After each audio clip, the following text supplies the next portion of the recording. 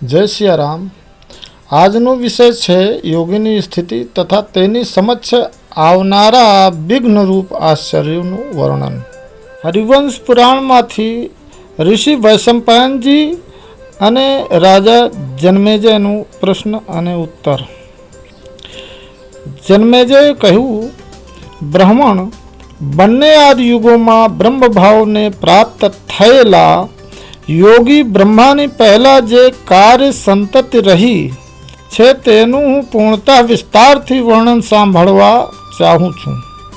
વૈશંપાયનજીએ કહ્યું, હે રાજન, તમે બુદ્ધિ દ્વારા મને જે કાંઈ પૂછી રહ્યા છો તે બધા દિવ્ય જ્ઞાનની પ્રાપ્તિના સાધનમાં લાગેલા પોતાના યોગયુક્ત મન દ્વારા વિસ્તારથી સાંભળો।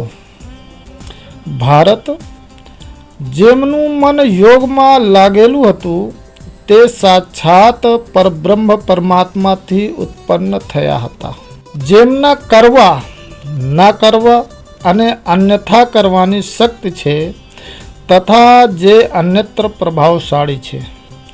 તે ભગવાન બ્રહ્મા જ્યારે સમૃદ્ધિને પ્રાપ્ત થઈને અવિચલ ભાવે બ્રહ્માસન પર બિરાજમાન થયા તે સમયે તુરત રજોગુણે તેમને વિક્ષિપ્ત કરી દીધા। તેથી તેમને સૃષ્ટિ રચના દ્વારા અહીં ભૂતોનો વિસ્તાર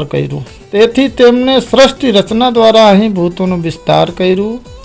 તે જ્ઞાનમય પદમાં અનુરક્ત હતા, તેથી હજારો સામર્થ્યશાળી પદ પ્રગટ થાય છે। જેમ સૌભરી અને કરદમ ઋષિએ પોતાની યોગ શક્તિના પ્રભાવથી અનેકાનેક વસ્તુઓને રચના કરી હતી, બ્રહ્માજીએ યોગયુક્ત થઈને સદા વેદાત્મક બ્રહ્મ જ્ઞાનનું અનુષ્ઠાન કરે છે અથવા વેદ પ્રતિપાદ્ય બ્રહ્મરૂપ યજ્ઞ વિષ્ણુનું યજન કરે છે।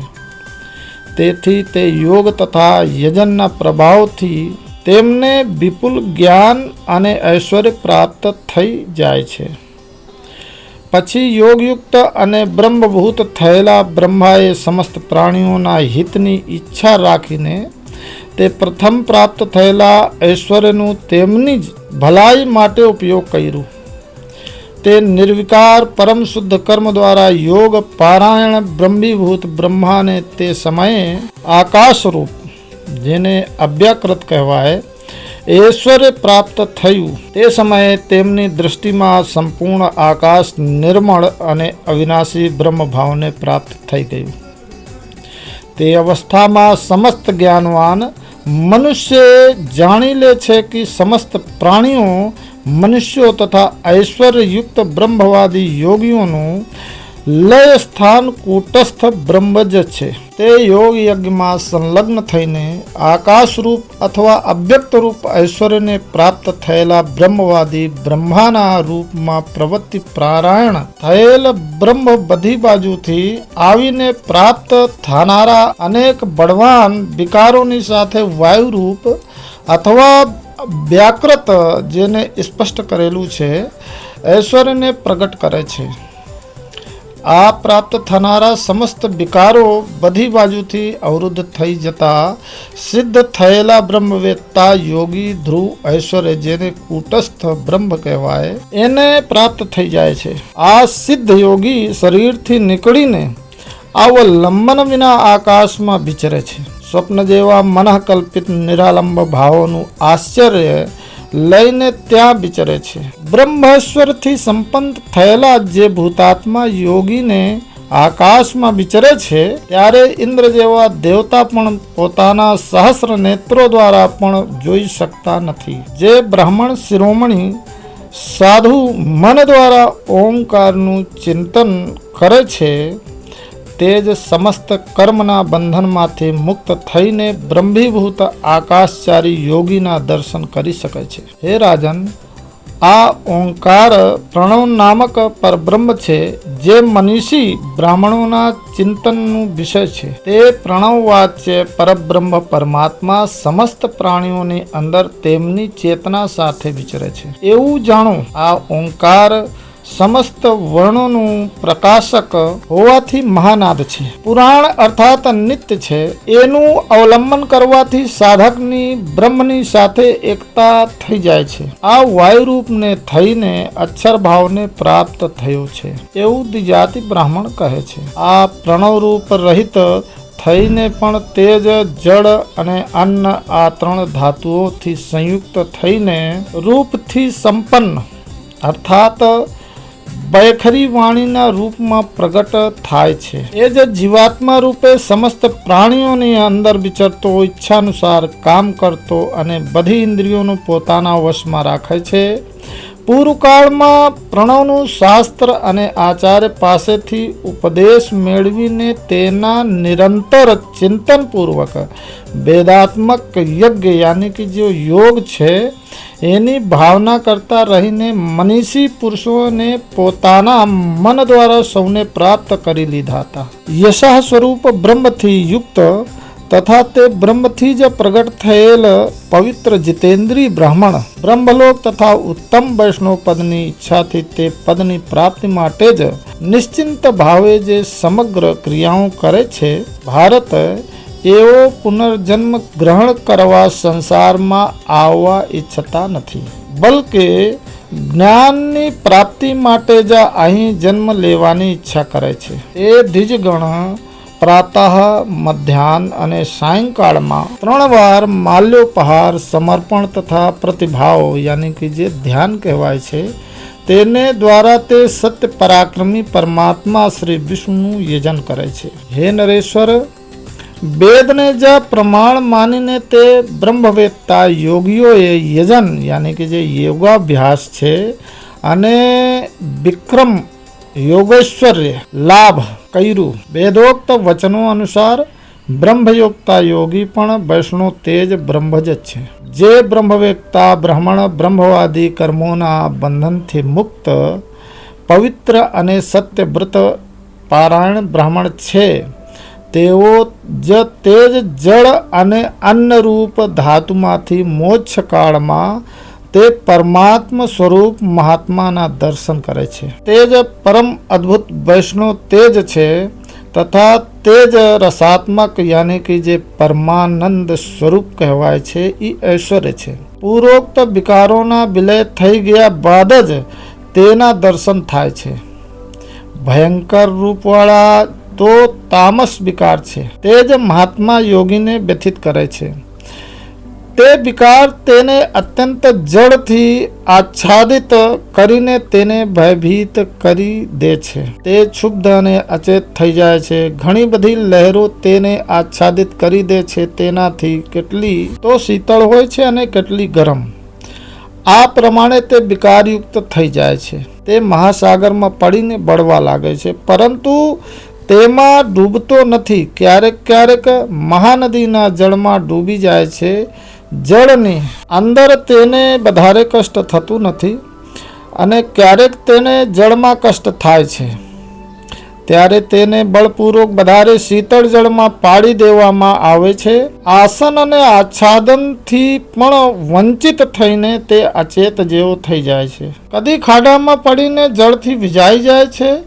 તેના મસ્તક પર ચારે બાજુથી જળના અનેક શ્વેત પ્રવાહ પડવા લાગે છે. તે ઉપર જ્યોતિના દર્શન કરે છે અને જળથી ભરેલા અત્યંત ગંભીર શ્વેત અને પીળા રંગના બાદળ જે વીજળીઓથી પ્રકાશિત જેવા થતા રહે છે તેને ડગલે ડગલે બાધા ઊભી કરવા લાગે છે. આ વિકારોને પ્રાપ્ત થવા અને બધી રીતે આનો નિરોધ થઈ જતા અટલ બ્રહ્મૈશ્વર્યને પ્રાપ્ત કરીને તે બ્રાહ્મણ યાની કે જે બ્રહ્મયુક્તા યોગી છે એ સિદ્ધ થઈ જાય છે. તેના રસાસ્વાદથી અનેક પ્રકારનું રસાત્મક ઐશ્વર્ય પ્રગટ થાય છે, જે સહસ્ત્ર ધારાઓમાં ફેલાઈને મેઘરૂપમાં પરિણિત થઈ જાય છે. તે સામર્થ્યશાળી સિદ્ધ યોગી યોગ વડે નાના પ્રકારની સૃષ્ટિ કરે છે તથા યોગ પ્રાપ્ત હેતુથી સમસ્ત પ્રાણીઓના શરીરના ઉપયોગને માટે